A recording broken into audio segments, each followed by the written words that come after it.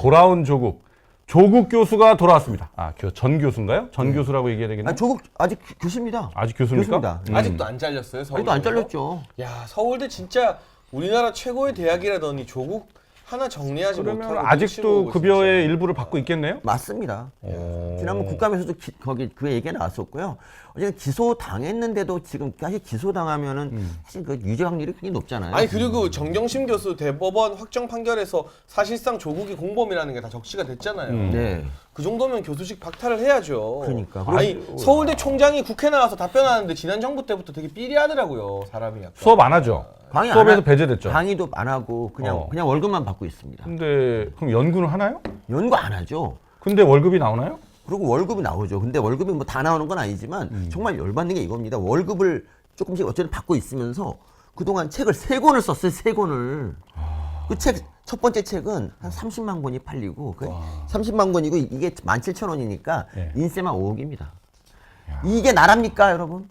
맞장은 몇 부 팔렸습니다. 그러니까 말입니다. 맞장은 지금 그러니까 조국이 이번에 최근에 낸 책이 뭐 벚꽃전 산책인가 이것도 네. 이게 출간하기 전에 이미 2세를 찍어. 출간하기 전에 예약 판매로만. 이게 너무하지 않습니까? 이게 나랍니까? 맞짱 지금 몇 세 찍었죠? 맞장은 지금 힘겹게 2세 찍었습니다. 힘겹게. 나온 지 한 8일 만에 2세 찍었는데 네.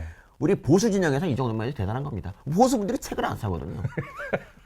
보수를 모욕하는 겁니까? 아니 목이 아니라 그러니까 보수분들은 그냥 왜 안 사죠? 모욕 책 많이 낸다고 훌륭한 사람 아닙니다. 그렇습니까? 네, 전 책 읽던 시절에 좌파였기 때문에 책을 끊으니까 아주 생각이 바라지더라고요. 책을 읽던 시절은 좌파였고 네. 보수로 와서 책을 쓰는군요. 그럼요. 그때 조국 교수가 돌아왔습니다. 보니까 오마이뉴스 유튜브 방송으로 복귀를 선언한 건가요, 그러면? 네, 아니 근데 사실 조국 교수가 이렇게 오래 떠난 적도 없습니다. 그동안에 뭐 계속 SNS 하고 뭐 할 말 다 하고 책 쓰고 하다가 정경심 교수가 이제 형 집행정지로 이제 네. 수술한다고 나오니까 갑자기 SNS 끊겠다 그러고 그러니까 그 신기간이 오래되지도 않아요. 그러니까 계속 뭐 날 잡고 있다가 그냥 그러니까 제가 보기엔 책 쓰느라고 그냥 휴직기를 가진 거지. 이걸 쉰 거라고 하면 안 되죠. 쉬면은 진짜 저처럼 쉬어야죠. 아무것도 안 하고. 계속 뭔가를 하고 있는데 이거 언제 말이야. 쉬셨어요? 저 주말에 쉬었습니다.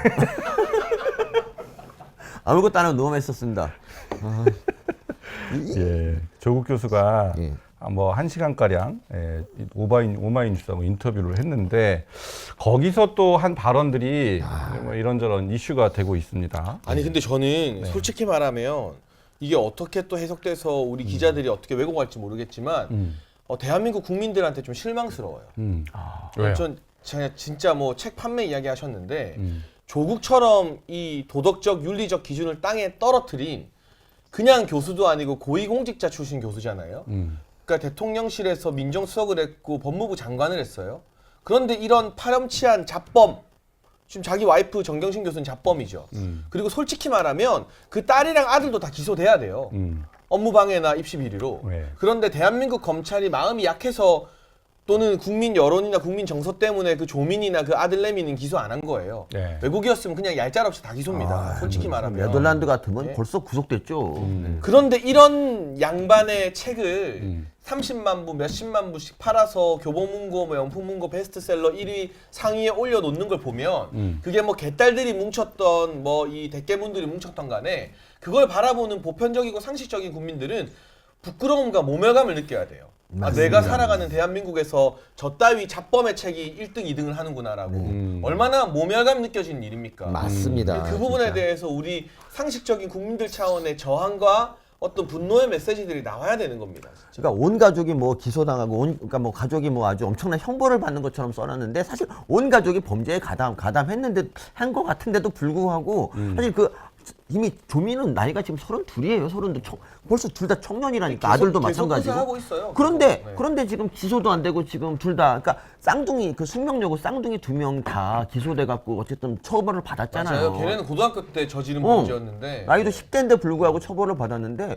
왜 조민은 왜 그 당사자인데 왜 처벌을 안 받을까? 자기가 그런 7가지 그 스펙 쌓을 때 아무것도 안 했다는 거를 자기 본인이 제일 잘 아는데도 그걸 제출한 사람 아닙니까? 그리고 뉴스 공장 나가가지고 본인 떳떳하다라고 인터뷰했죠. 진짜 그 그렇죠. 인터뷰 지금 다시 들으면 진짜 피가 거꾸로 솟아요.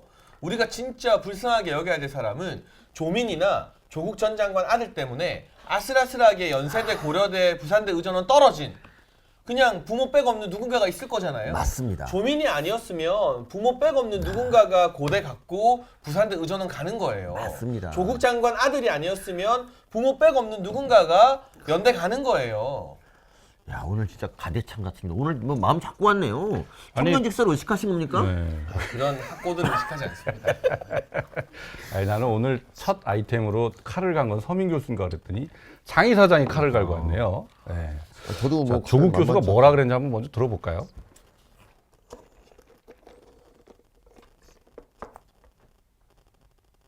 미국에서는 그 대통령이 불법을 저질렀는지는 필요 없습니다.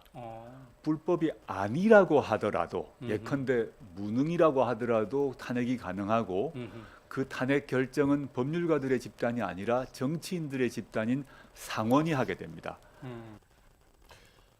탄핵 얘기를 꺼냈어요. 네, 탄핵 얘기 얘기를. 좀 무섭더라고요. 저는 진짜. 아니, 미국이었으면 조 교수 당신은 징역 한 436년 나왔어. 아니, 이 탄핵이라는 되게 민감한 주제인데 이 얘기를 뭐 어떤 맥락에서 저 얘기가 나왔을까요?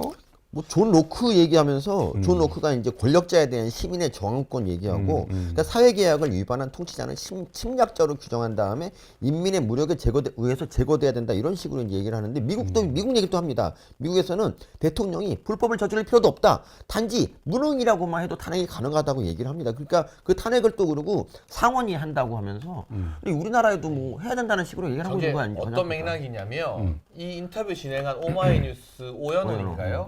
이 사람이 오마이뉴스 만든 사람 중 하나잖아요. 네. 예전에 조국이랑 같이 진보 집권 플랜이라는 책을 썼었어요. 맞아요. 박근혜 정부 당시에. 맞아요. 그래서 그 책을 기반으로 해서 문재인 대통령 만들기 프로젝트가 사실상 가동이 됐던 거예요. 네. 네, 그 진보 집권 플랜이라는 책이 있습니다. 그 오연호가 조국에게 지금 뭐 이 소위 말하는 좌파들이 뭉친 윤석열 대통령 퇴진 운동 뭐 이런 거에 대해서 이제 계속 살살 긁은 거죠. 그러니까 거기에 대해서 구체적인 답변을 하지 않고 미국 예시를 들러서 조국이 하고 싶은 말은 이거예요. 탄핵해야 된다. 탄핵해라. 퇴진운동 더 세게 하자는 거 아니겠습니까? 맞습니다. 그러면 솔직하게 자기 이름을 걸고 뭐 탄핵하자, 퇴진운동 하자라고 하던가 이 비겁하게 이게 남자답지 못하게 이게 뭡니까? 아니 턱걸이를 그렇게 잘하시는 분이 남자답지 못하게 이게 뭡니까? 이게 빙빙 돌려서. 그러니까 말입니다. 오히려 그 윤석열 대통령의 뭐 6개월을 평가를 해봐라 그랬더니 거기에 대해서는 그러니까 언급하지 않겠다. 예. 이렇게 언급을 피했어요. 그렇게 피했는데 탄핵 얘기를 꺼냈단 말이에요. 아니 그 와이프가 구속돼도 턱걸이를 하는 그 남자다움으로 탄핵을 하자, 퇴진을 시키자 하던가 이게 비겁하게 뭐예요? 이게 빙빙 돌려서. 그러니까요. 그러니까 난 조국 이분의 참 생각이 참 특이한 게 뭐냐면 이거예요. 그러니까 보통 이제 뭐 범죄가 들통나서 어쨌든 부인이 이제 처벌을 받고 자기도 기소됐잖아요. 재판을 받고 있는데 그럼 여기에 대해서 이제 뭐 그것도 짜증도 나겠지만 그래도 제일 먼저 해야 될 게 반성이잖아요. 그냥 국민 앞에 반성. 그러니까 청문회 조국 장관 법무장관 청문회 그 2시간 아니 그 한 6시간짜리인가 그 요약된 게 있는데 그거 지금 보면 진짜 재밌어요. 그거는 와 이것도 다 거짓말이라는 게 지금은 보이잖아요. 근데 그렇게 우리 온 국민을 속였던 사람이 거기에 대해서 한마디 반성도 안 하고 마치 자기가 뭐 억울한 희생자 뭐 조국 뭐 검찰 개혁을 하다가 희생당한 그래서 멸문지화를 당한 사람으로 계속 자기를 희생자 코스프레를 하는데 그게 먹힌다는 게 더 어이가 없죠. 그냥 책 낼 때마다 막 해주고 그리고